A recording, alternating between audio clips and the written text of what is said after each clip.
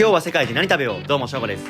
第一次世界大戦のきっかけサラエボでローカルグルメブレイクボサンスキードーナツカラジョルジェを食す。旅の資金残り458万円。セルビアの首都ベオグラードからボスニアヘルツゴビナの首都サラエボへバスで移動。第一次世界大戦の始まり、一度は耳にしたことのあるサラエボ事件の橋ラテン橋だけじゃない、サラエボは魅力たっぷりの街でした。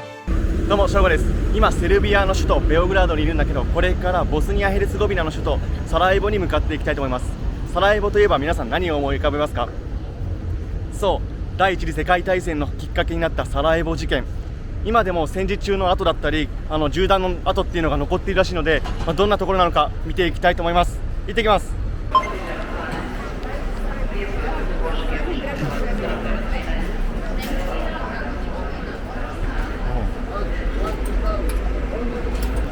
通れました。事前に購入していたチケット2800ディナールなのでだいたい4000円。サラエボ行きのバス到着したんだけど、まさかの小型。マジか、ちっちゃい。だいぶすごいぞこの焼き方は。さすがセルビア流。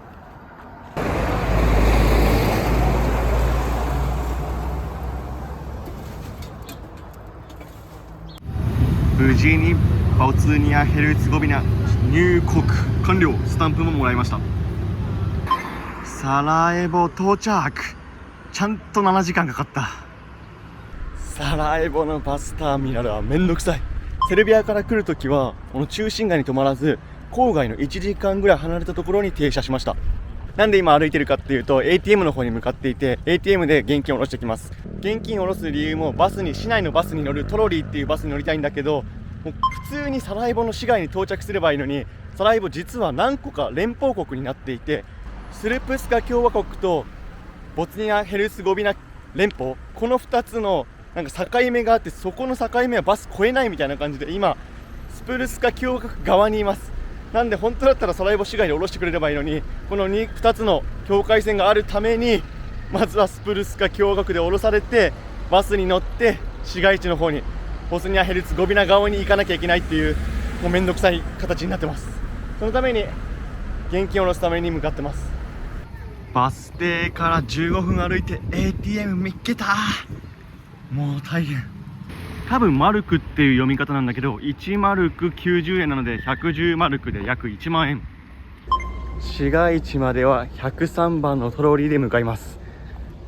バスの運賃は1人 1.8 なのでだいたい150円。そこそこ高いな。いきなり見つけたサラエボ事件の舞台となったラテン橋。ここからは一旦荷物を置くために宿チェックインしていきたいんだけど、目の前には日本国旗。なぜ？まさかの日本大使館。本日の宿はこちら。清潔感があって匂いも無臭。最高。冷蔵庫もあるので嬉しい。これ差し入れかな？さすがにないか。なんとベッドルームとリビングが分かれていて、ベッドルームは鬼広い。トイレもバスルームもかなり清潔感がある。ここはすごいわ。めっちゃ当たり。いきなりこれぞサラエボ。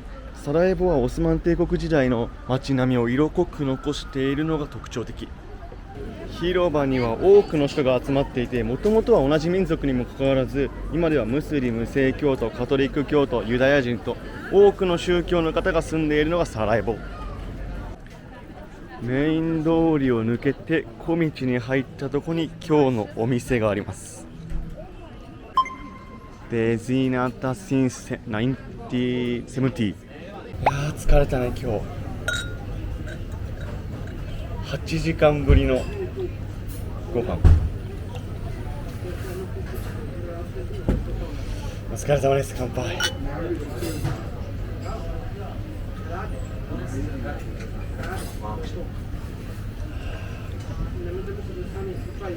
冷たい飲み物をマジで8時間ぶりぐらい染みてんじゃん。ガチガチにうまそうなのきた。いただきます。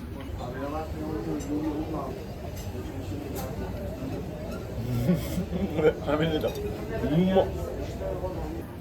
トマトで牛肉をグツグツに煮込んでトロトロなんだけど、このアクセントとして濃いめのバターがまたうまい。トルコでも似たようなペリヤに行って食べたけど、そんな感じで超ちっちゃい水餃子、サワークリームと一緒に食べると美味。なんとこのお店オシム監督が来てる。めっちゃ有名です。おー、Juti, nice camera. うん。 Is it 2 or 3? I'm two. Oh, this is number 3. It's I want beautiful. Yeah. Especially for nighttime. Yeah. I envy you. Yeah, I envy Especially you. for night. I love it. 目の前のカップルに、あ、今再生してくれてる。今目の前のカップルも YouTube やってるということで、お互いサブスクライブ登録し合いました。まさかのカメラ持ってたらね、オズモ3を持ってる人がいて話が盛り上がるという、楽しいね。味付けはシンプルな塩味なんだけど、濃すぎなくて濃すぎないのが本当うまいんだ。さすが元日本代表監督のオシムさんが来るぐらいのお店、めちゃくちゃうまい。さっきオシムに目がいっていたけど、ハリルもボスニア出身らしい。ごちそうさまです。めっちゃいい店だった。ハリルホビッチもセルビアじゃなくてボスニア出身らしい。いやー、サッカー日本代表監督がこの地を出身とは知りませんでした。目の前に見えるのがセビリ。セビリはオスマン帝国時代の水飲み場なんだけど、ここでは今でも使われていて、冷たい。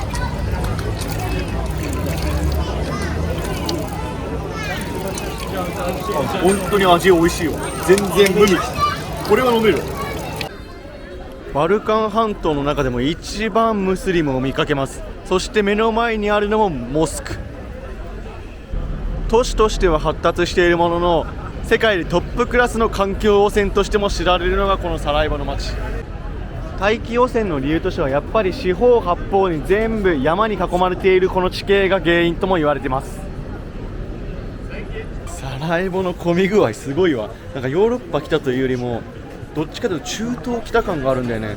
海外の旅行サイトでもバルカン半島の中で一番サラエボが人気って書いてあったんで、それだけ人気なくらい混んでます。歩いていたら美味しそうなアイス屋さん発見。やっぱトルコ感あるよな。いただきます。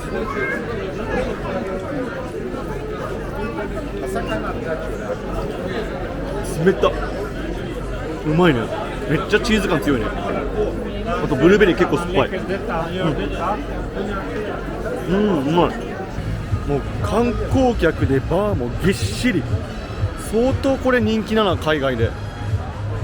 本日の宿に帰ってまいりました。お疲れ様です。ただいま。おはようございます。新しい街に着いたら一町一走りということで、今日もサラエボ市内を走ってこいと思います。あとできればドローンも飛ばしたいな。ちなみに現在のサラエボの気温は19度とちょっと肌寒いかなぐらいで、最高気温は31度。日本何度かなって見てみたけど、東京35度、そして最高気温36度とめちゃくちゃ暑い。目の前に見えるのが第一次世界大戦のきっかけとなったラテン橋。あそこでオーストリア王位継承者が暗殺された場所なんだけど、今ではもう市民に普通に利用されている橋となっています。今橋に踏み入れました。ラテン橋踏み入れました。いや、感慨深いですね。いや、日本って第一次世界大戦そんなに関わってないんで、歴史で学ぶことってちょっと少なかったかもしれないんですけど、やっぱ世界を巻き込んだもう悲惨な戦争っていうので、第一次世界大戦一番最初に起こったものだと思うんで、いや、戦争っていうのは最悪ですね。これからももう本当に戦争ないようになってほしいなって思ってます。渡り切りました。本当短い橋だし、市民が普通に使ってる橋なんで、溶け込んでるって感じです。街にあちらです。それでは行ってらっしゃい。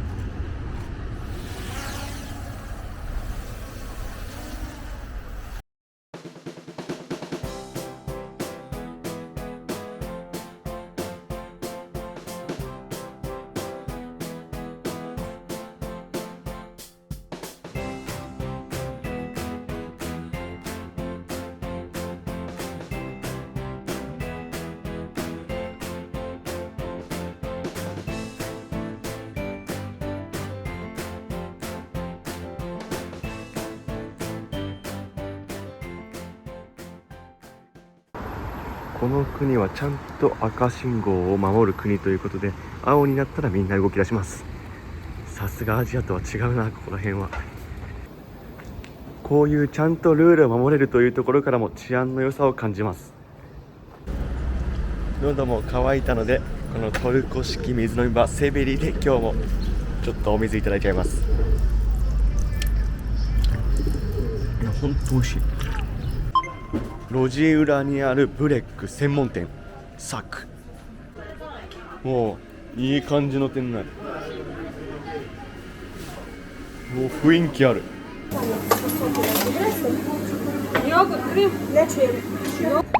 ブレックにクリームかかってる。いただきます。いただきます。ヨーグルトだね。美味しい。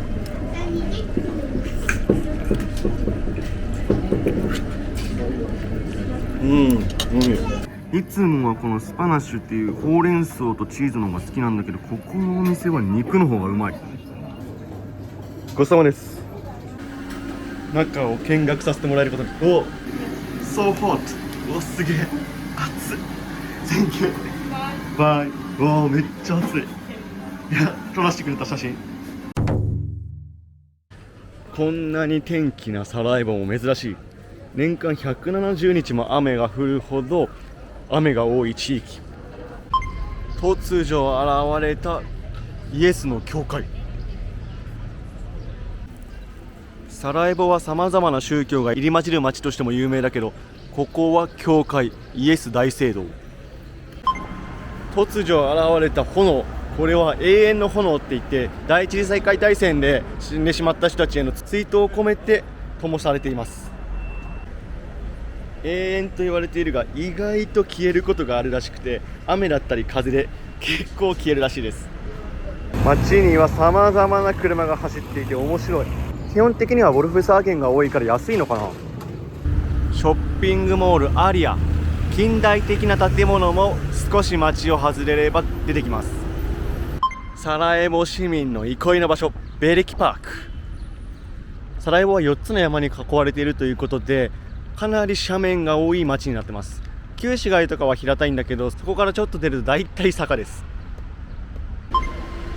今日のサラエボ暑すぎ問題。カフェで休んできます。Wi-Fi の速度爆速テンポでコーヒーいただきます。カフェで作業を終えたので夜ご飯食べてきます。本日のお店シェデフ行ってきます。伝統料理がいっぱいあるんだけど、メニューはそこそこ高くて、一品だいたい2000円。いただきます。いただきます。おいしい。お肉もホロホロに煮込まれてる。そして美味しいのがこのポテト、もっちり食感。この店はポテトがうまいかも。このマッシュポテトも最高。お酢には味が濃すぎないのがいいね。これはつくねなんだけど、日本でも置いてあるようなつくねで、タレ自体は結構薄味。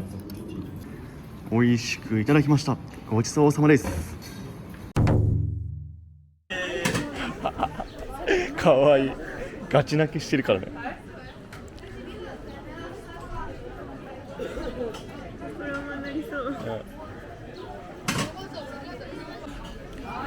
街中になんかトルコっぽいお菓子がいっぱいあるんだよね。配列が美しい。あちこちに見当たる銀細工はアラブ感も感じさせる。目の前にはモスク。特徴としてはスピーカーがついてればモスクです。別名鳩広場と言われるだけあって、鳩が大量。サラエボの観光は坂との戦い。これまた銀細工。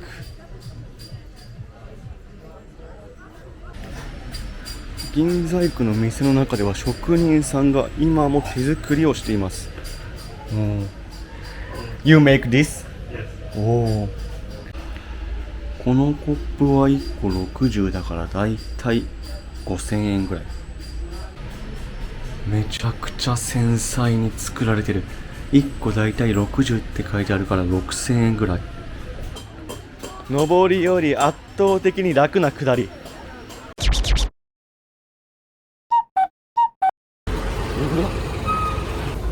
いいんだけど細かいので返しすぎてマジで重いんだけど、この国の通貨。